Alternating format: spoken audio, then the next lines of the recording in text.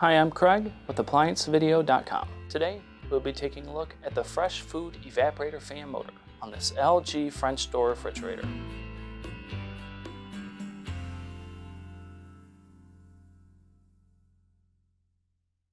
Stop. Before beginning any repair, always be sure to disconnect the power to the appliance.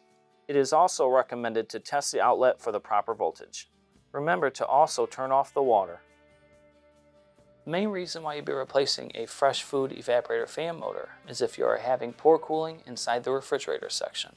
Now, click on the link below to view this repair video.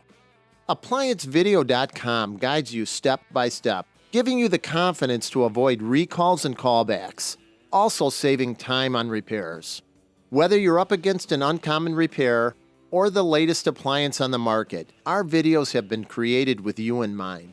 Our growing library of videos have been produced using our factory-certified technicians who have extensive infield experience over the past 30 years. ApplianceVideo.com provides high-quality repair videos that anyone can follow, regardless of their skill level. We are here to help. Click on the link below to view this repair video and let us help you do it right the first time.